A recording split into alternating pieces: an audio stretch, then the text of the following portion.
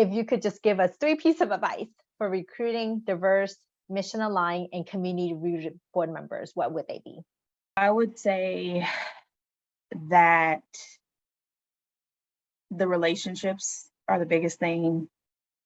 It is oftentimes overlooked. So ensuring that your school personnel and your leadership, your executive leadership team, your district office, whatever you want to call it, also has relationship. I think it's really important too that when we talk about relationship, it is not relationship based off of nepotism or tokenization, but rather relationship based off of high accountability and excellence.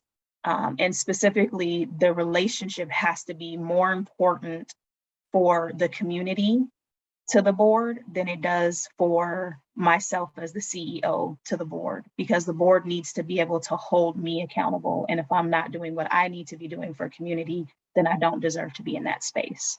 And I think that's something that's really difficult for probably a lot of like superintendents, CEOs to sit in the space of understanding, right? But that is a real reality, right? Like none of our board members are going to allow me to skate by and not do what I'm supposed to do, right? So I think it's that level of relationship, but also that intersectionality of accountability and relationship, I think are really important. Go through your community process of having them vetted by your scholars, your families, your elders, your leadership team, some of your teachers, as well as other folks on your district office team as well.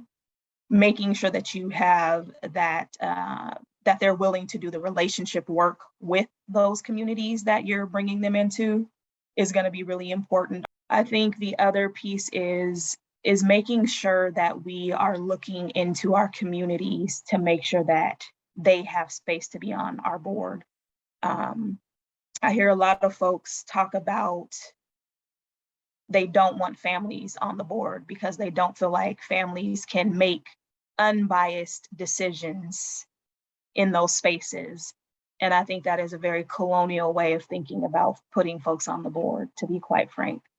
As a CEO, I have children, so I'm always going to be a parent, and I'm always going to be thinking with a parent lens as I'm making these decisions. No one is going to say you shouldn't be the CEO of this organization because you're a parent.